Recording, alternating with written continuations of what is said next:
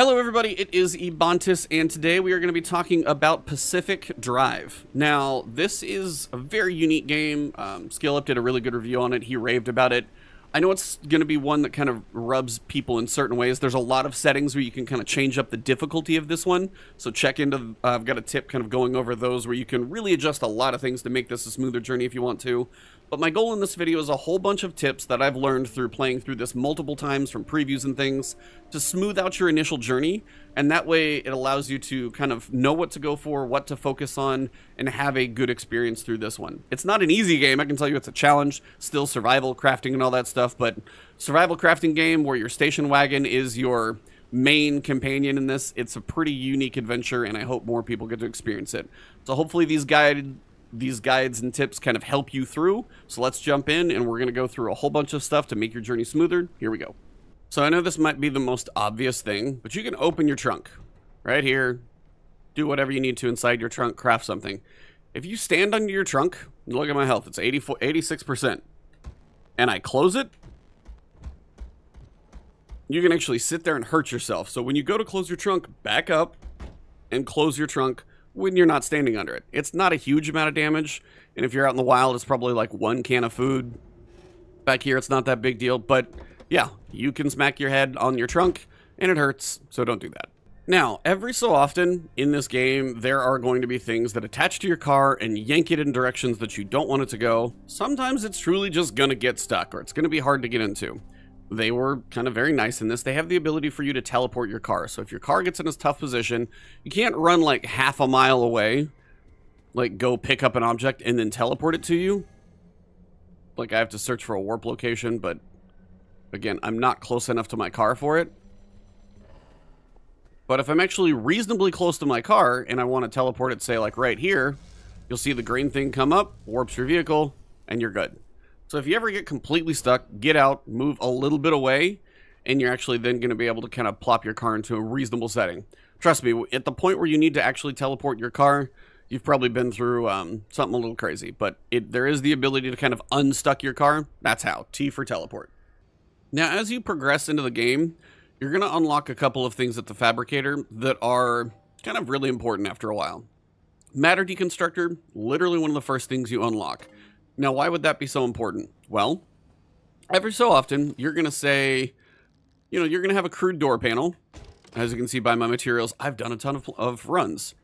But maybe I've got a crude door and this one's full health, which no big deal. I've got one that's like low health, and as I will say, or have said, depending on the way I order these tips, sometimes it's honestly better just to replace the door and, build a new one. Now, later on, you'll unlock this thing, which is the ability for you to place panels and put stuff in here, and it will actually repair them as you go on a run, and then you'll come back to a bunch of panels and stuff that are repaired. So I have, like, backup doors and panels right now that are fully healed that were from a previous run. But early on, especially, you're not going to have that. You'll have stuff like dumpster pearls, which will be a tip in here that you'll see. Some stuff doesn't break down into much, but every so often, you might just be like, I have crap I don't need. And this is exactly what this is for. So you can either just do the direct deposit by literally holding down like your mouse button, or if you come into your menu, you can put all of it in here. So for this one, I can just put the door into the Matter Deconstructor. It's going to break it down and shoot out some parts that at least I can use on something else. And you're going to do that for a lot of things. Now be careful. There's times when I've gone to click and I was like, hey, I went like straight from the menu, or I dropped one or too many things, and I've probably deconstructed one or two things I shouldn't have. So just don't be too fast on the clicks over here at this thing. But generally, if you're holding something, you'll bring it over and then you're probably good. But yeah, the Matter Deconstructor is really, really important, especially for breaking down the pearls. So occasionally on your journeys, you're going to find these things called dumpster pearls. They are very much worth picking up because you're going to bring them back to your Matter Deconstructor and break them apart. And depending on where you find them and depending on, what you get out of them, there can be some cool benefits to these because all they are is just goodies that you're going to find. So when they get unlocked, you might get a giant stack of steel panels. I got a random crude flashlight. Just by bringing back one of those dumpster pearls that I found, if you ever see those, they're very much worth the space they take up. Well, before we go any further, I'd like to thank one of our longtime channel supporters. Have you ever taken your car to get service, but then it takes just like way longer than you had hoped? Well, when you're stuck waiting like this example and many other times, why don't you pull out your phone and go to battle in Raid Shadow Legends? Even better, right now the worlds of Raid Shadow Legends and Monster Hunter are colliding in an amazing crossover. This limited time event runs through March 5th, and players can collect 5 Monster Hunter themed legendary champions. Now, everybody, new players and returning, can get Rathlos Blademaster for free. All you've got to do is log in on 7 different days between now and March 5th. This works again for everybody, it's free, and this guy is an absolute beast. Now, the other 4 champions can be earned through in-game events, so after you log in using my link in the description, check out the tournaments and everything going on in-game and work your way to getting those other beast champions. Raid also just released new in-game content to challenge even the most decked-out teams. The Cursed City is brand new and is a feat to behold. 100 stages to complete, including ones where you're going to have to take down 2 bosses at the same time. And I can tell you, even one of these can humble the wrong team at times. So if you haven't started playing yet, click the link in the description or scan the QR code on screen, whatever your preference is. But if you go through my link, you're going to get started with 500,000 silver, an energy boost, and a chicken to help level up your champions right out of the gate. So once you're in game, look me up under Ebontis and try to join my clan if there's still space. Good luck out there. Now, let's get back to the guide. I mean, there's going to be a point where tires, they just go bald. They truly do. They will get to a point where tires are bald. Like, you'll scan them to see how they're doing. These seem to be doing all right now because they're actually pretty fresh, I'm sure. But if a tire's bald, well, you're not going to get a whole bunch from it. You may as well replace it at that point, especially if it's an early tire. So then come over here, chunk it in here, and you'll at least get something from it. Now, if it's like gone full bald, you might not get a bunch, but a little rubber as opposed to just dump it on the ground, better than nothing. So use the matter deconstructor a lot. So when you're out in the wild, when you're doing a whole bunch of stuff, my advice is to literally scan everything. At least scan it once. Now, the main reason is you're going to do a couple of things. One, you're actually going to unlock stuff at the Fabricator, because if I come over to the Fabricator, some things just require having the materials, scrap metal, gears, electronics, basics. But later on, you're also going to go through different things of like the limb pulse emitter, and this is kind of one of those things. The bunny anomalies, they're these like electronic little like alien looking tumbleweeds. There's a lot of different ones, and they usually jump at your car and do different things to your car. I've had some that zap your car. I've had some that are corrosive to your car, but you need to scan one of them. Same thing as you move around, you're going to notice like this says scan hot dust. It sounds terrible, but again, scan every anomaly out in the wild.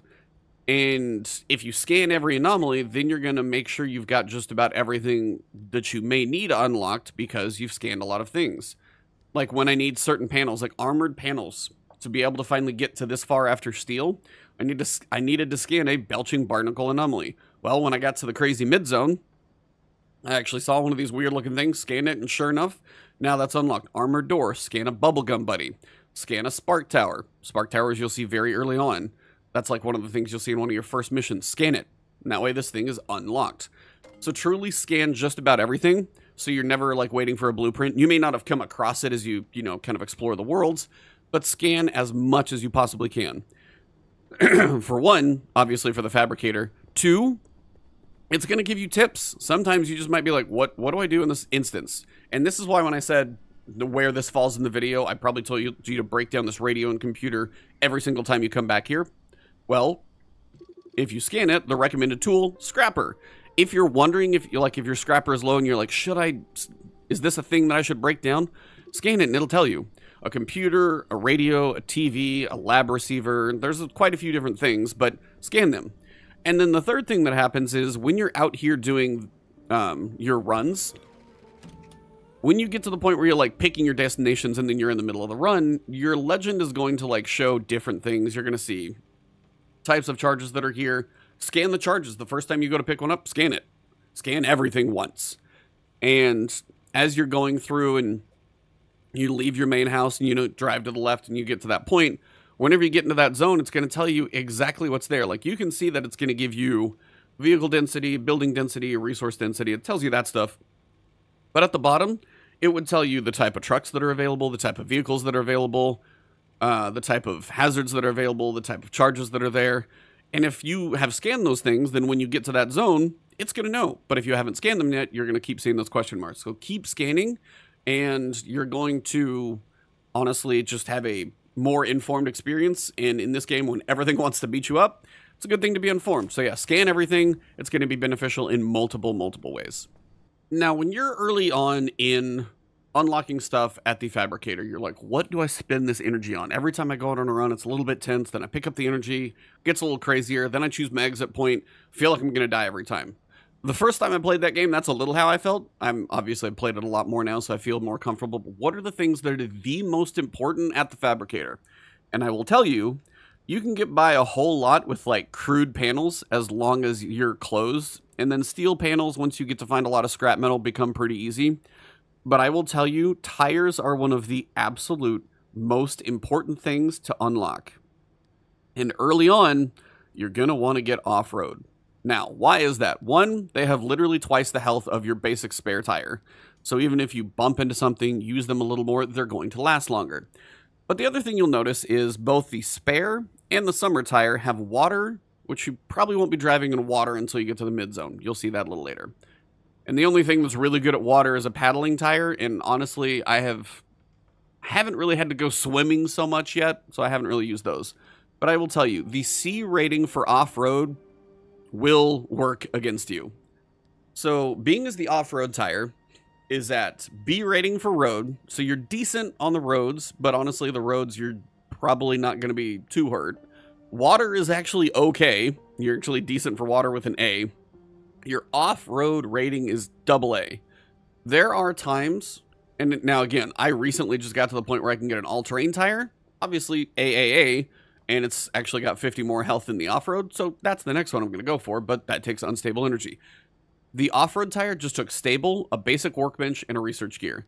Literally, like, you'll start probably on the spare tire, go for summer, go for off-road, and as soon as you can get off-road on your vehicle, you will thank me. And the main reason is, half the time you're driving around, it's going to be on dirt and mud and crap like this. And if it's raining on top of that, oh man, if you try and have a summer tire on rainy mud, you may as well just park it and wait.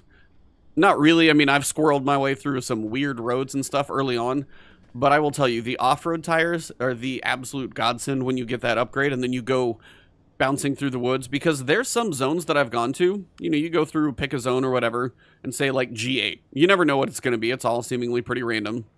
But there are points where like the starting point and the ending point, the only thing they're connected by is like an open field with trees and dirt. And sometimes it's muddy. So there are truly some times where as you're going around, you have to go off-road. Or if you want to be reasonably close to pick up an anchor, you're going to have to go off-road. Maybe you're like on the top of a hill and you want to go down a hill, but you don't want to slide down the hill. You want to have a little more traction. Again, off-road. So you're going to be off-road so many times. That has got to be one of my highest importance upgrades. Like the matter deconstructor is an important one as well. I would say that's pretty early for fabrication because it literally opens up like lockers so you can have more storage and so many other things. So the matter deconstructor is good. But I will tell you, like, try and find as many of the parts as you need and get off-road tires on your car as soon as you can, and you'll thank me, because it makes a lot of your traversal through a lot of the zones that you're going to be working through in the outer and mid as you're getting more comfortable with the game. This makes all of that much, much easier. Now, back at your base, every time you get done with a run, obviously you're probably going to see if you need repairs on your car, you'll unload supplies into lockers, that whole stuff. But when you come back to your base, there are a couple things you always want to do on a bit of a cycle every time, because it's going to help you start building up supplies. One is going to be visiting your friendly dumpster. Now, I don't know on this save if I've actually got anything from it, but I've had it give me a couple of things. There was one point where I think I made it through like a big story like section, and I checked the friendly dumpster and it gave me a ton of stuff. And normally it's like 5 or 6, you know, 3 or 4 scrap items, something like that. Not a big deal, but again, free parts, I'll take them. Second thing is right over here on these shelves. Every single time you are back at your base after a run, because they refresh every time, you're going to want to take your scrapper and bring it over here to this radio. And you're also going to want to take it to this computer, because what that's going to drop are electronics. And the real place that you're going to find electronics is right here. And then also if you're out in the wild, you're going to see radios, TVs, computers, lab testing, anything that looks like that. Test your scrapper on it. And a lot of those things that look like they would be in your mind an electronics device, if you scrap them, you'll likely see electronics drop. Electronics are used for a lot of things, And they're not one of those if you go, you know, dumpster diving or open a trash can or random crate or a refrigerator or maybe, you know, one of those cages that have chemicals in it. You don't find electronics in a lot of places. That's where you find electronics. You actually typically are going to need to scrap something that looks like an electronic. Anything, TV, phone, radio, computer, all of those things you'll see out in the wild, scrap them, electronics will be yours. And believe me, I learned this one kind of the hard way from testing, and then I was finally streaming and somebody told me that, and it helped a ton. Now, the final piece is you're going to have this junker out here pretty much every time you come back. Now, it's going to have panels on it that you can break down. It's going to have tires on it that you can break down. And early on at the level that this thing is here, all it's going to be good for is for you to typically scrap it and break it down for materials. But if you're sitting here and you get a bunch of materials, so this way I can get some rubber. Like, scrappers are not hard to create. There are a couple things of scrap metal, and I can go around and craft and literally break down just about everything on this car. And by the time I'm done with it, there's a lot of materials on the ground. A lot of rubber, a lot of basic scrap that you've got. And again, early on, you've also got the ability to craft parts and repair parts. My inventory's actually full. Nice thing about the game, if you put your stuff in a locker, well, you'll be able to use it when you craft. But when you go to craft parts early on, like doors and panels, your basic doors and panels are literally just shards of stuff. Now, like duct tape, for whatever reason, I'm a little low on at the moment. But again, as you're out in the wild, you'll find plenty. That's why I say you'll want to loot a lot of stuff. But early on, what you need to make repair putty, chemicals especially, I am farther into a save and I still do not have that many chemicals because you just don't come across that many. And as you're using repair putty early on, it's kind of rough. So the other thing I would recommend for parts is scrap this guy a lot. Later on, it turns into something else. And get all the parts you can out of it, because if you can just craft parts early and you're not so worried about trying to repair something every time, you know, as long as the piece isn't going to fall off and it's in reasonable shape. But, you know, if I'm missing a panel over here, I should craft a panel. But early on, you kind of have to do a little bit of the risk of deal with some junky panels. But if you loot enough things out in the wild, it's honestly going to be more beneficial to kind of basically make the panels versus repair them. When you get up to steel and you start to have, like, I have 200 scrap metal. You get scrap metal fast.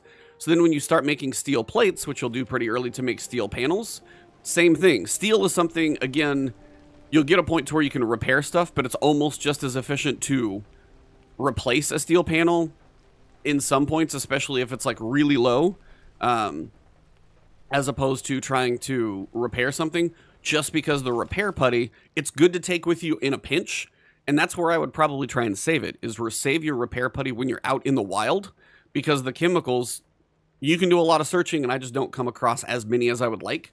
So that's why sometimes it's almost cheaper just to make a door as opposed to fix the one that's already there. So save the repair putty for when you're out in the wild.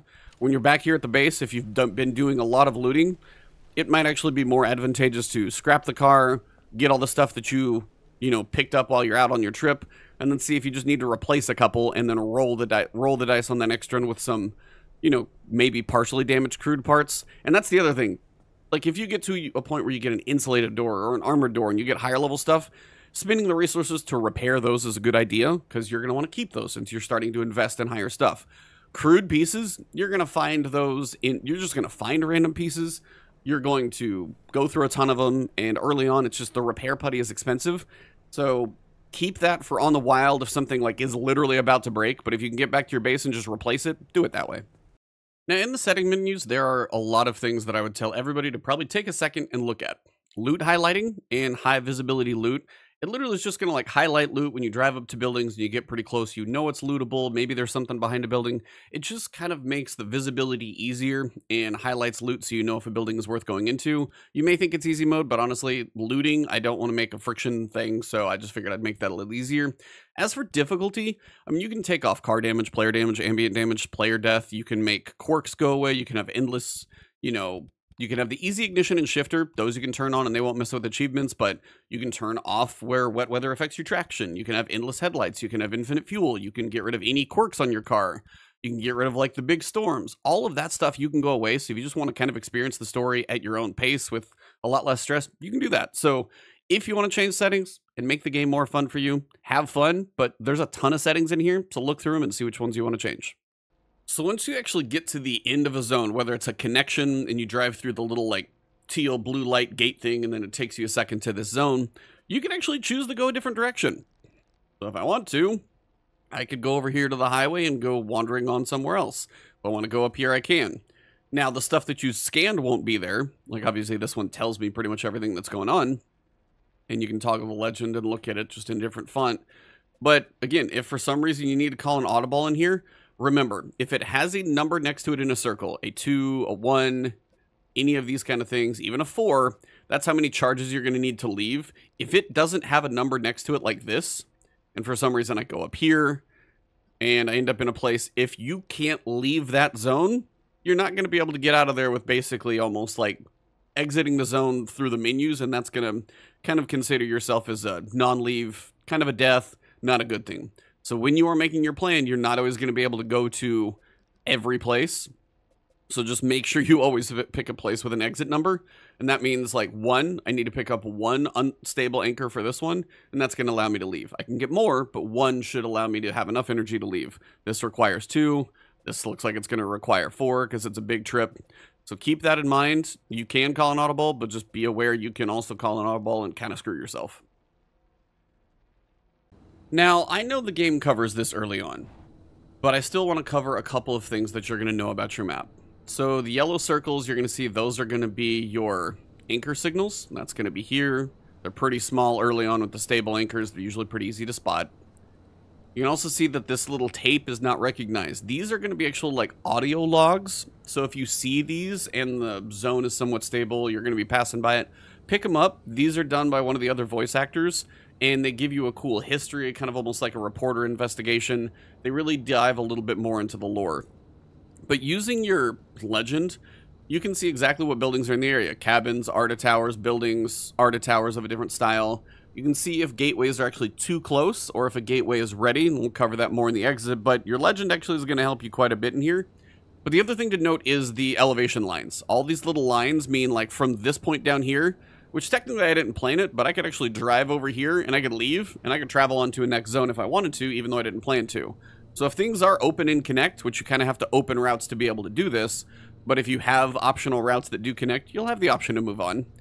But when it comes to the zone, you'll notice this is like on a higher plateau up here that you would probably have to drive up to and then kind of mosey your way back through the dirt.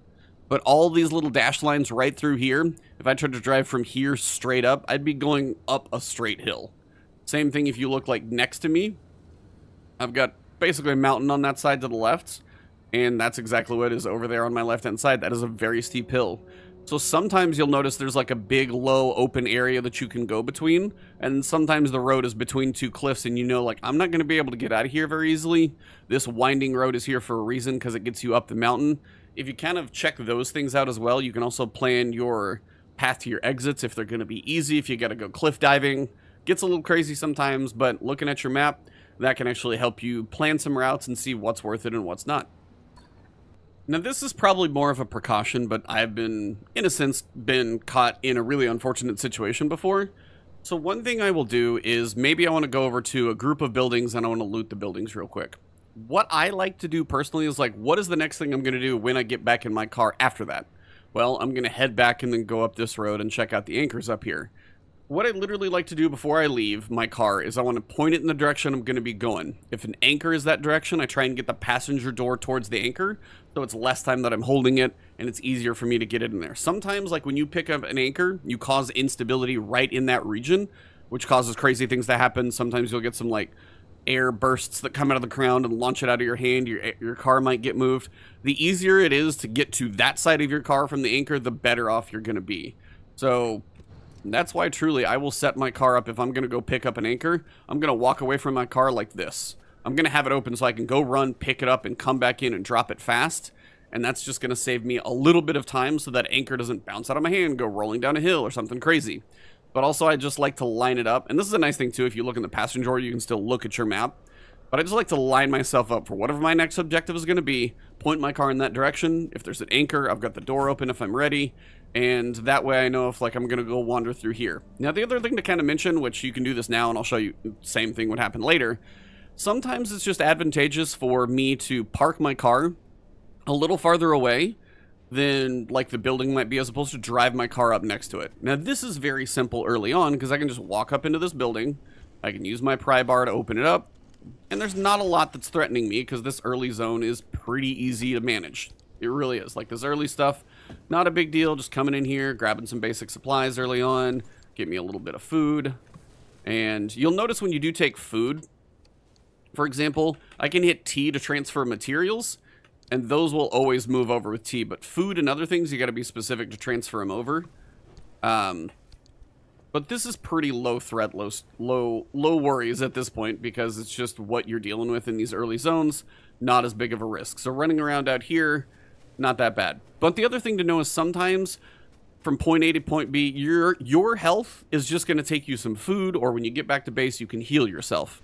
Your health is not nearly as hard to get back as long as you have some health and some other things. But when it comes to your car's health, it is harder sometimes to get that back into working order. So it might be a risk for you to like park a little farther away and then run to something. But if you take half your health and damage, that's a little better than your car getting, you know, corroded or something else. Like sacrifice your body sometimes, leave your car in a slightly safer spot. And yeah, you might get down to 50% health if you're in a tough spot, but when you get back in your car, sit there, eat some food, heal up, and you're fine. Also, every so often, you're going to notice on your car that sometimes within your little, like, kind of heads-up display over here on the side, you're going to get these little yellow icons. That means something's happened. So at that point, depending on what's going on, you got to get out, and if you inspect your tire, for example, I need a sealing kit to fix that thing. Usually not too hard to create depending on what materials you've got, but this is also why you usually want to bring some of it with you. And if you've got a sealing kit, then you should be okay to make sure you're going to be able to fix it. Scan it, fix it, you should be good to go again. But yeah, stuff like having your tires go out in those moments, not the best, I will tell you.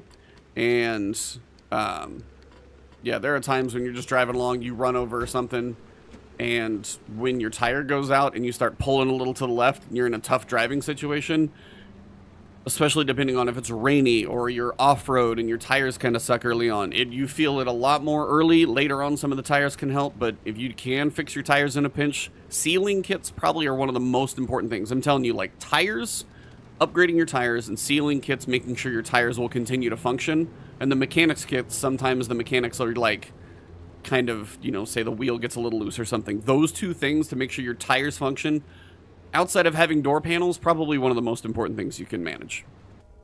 Now, when you find stable anchors, it may not be perfectly clear at first, but every time you pull a stable anchor from where it's actually stationed, you're going to cause more instability in the zone. That's why I was trying to have the door open. I try and have my car not too far away. But they will also cause you some radiation, so while you carry them, you might actually get injured. So just be aware, you want to make sure you have a little bit of health when you do. But the other thing that happens is the whole zone gets more unstable when you pull one of these. So this is why, like, when you pull a stable anchor, you're going to hear that sound. And it also just means more things are going to go wrong in the zone. And what it's also going to do is things are just going to go a little crazy. So you notice we got more bouncing bunnies around here, so I gotta pull these off. You know, I always try and launch these things on like trees. And once you've kind of got them off your car, you're gonna be okay.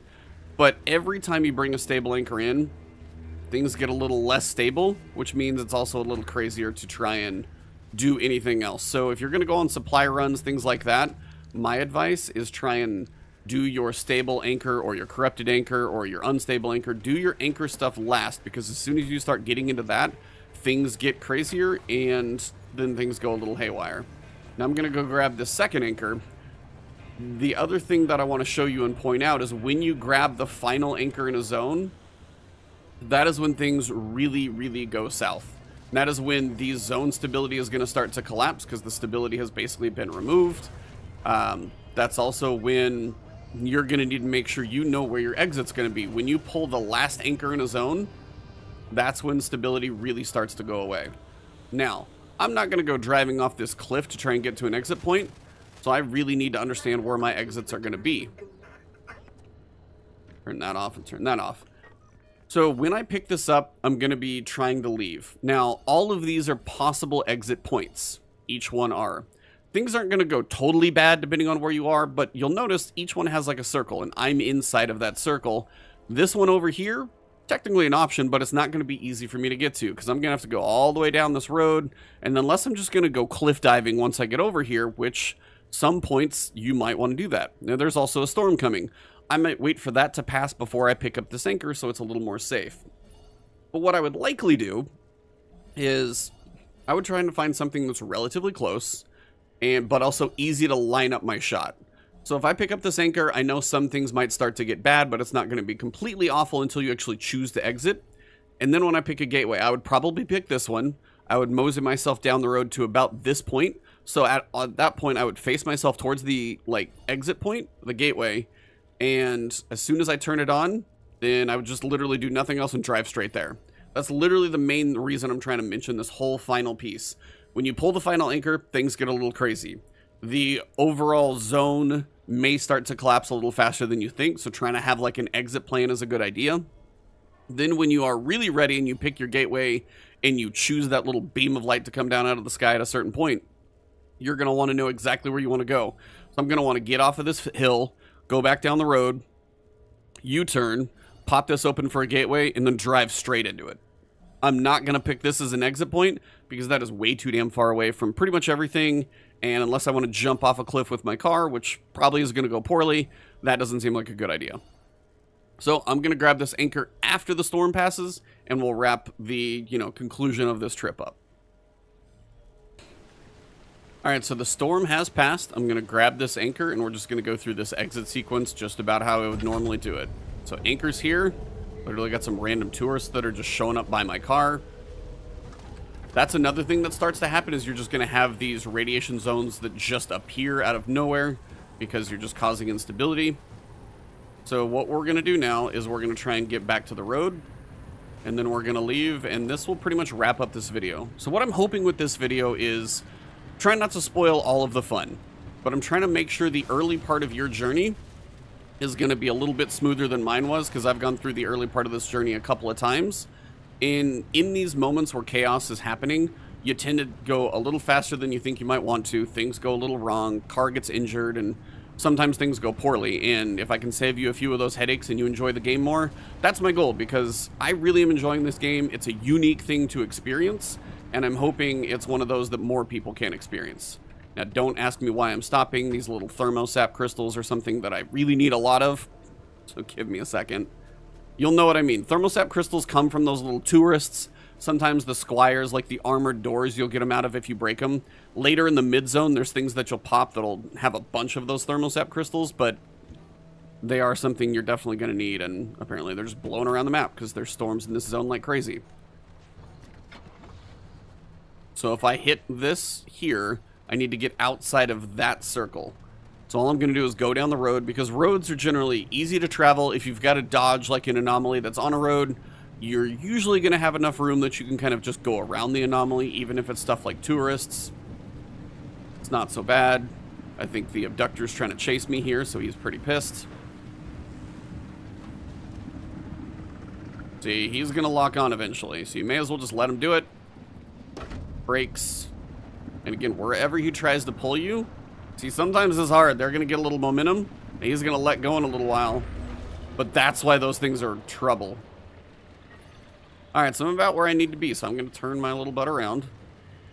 I truly want to make sure, like, I am facing... And I know this sounds extreme, but when you get into some of the later zones, you want to be truly on the brink of whatever that circle is. So I'm pretty close. This is early on. It shouldn't be too bad. So now I'm going to kick off the exit. And when this happens, straight to the exit, straight to the big beam of light. That's all you want to do. And at this point, honestly, it is not worth stopping for very much of anything unless it is, you know, like I've stopped for a corrupted anchor or something really rare, like on the way, and I know I probably have the time, but you'll notice you got two rings on the map. You've got the yellow ring, which is going to close fast, and that is going to be just kind of the overall zone radiation all of a sudden is out there. If you're in your car and you have panels, you're safe, but if you're outside of your car and that yellow circle closes, you're in trouble, and that'll slowly start to damage things. The red stuff that's creeping in from the outside, that is the instability. That is the stuff that will literally rip you apart at a atomic level. So I'm trying to let the circle is closed around us. You can see the little yellow line on the dash is like there's radiation. If you go outside, it's bad.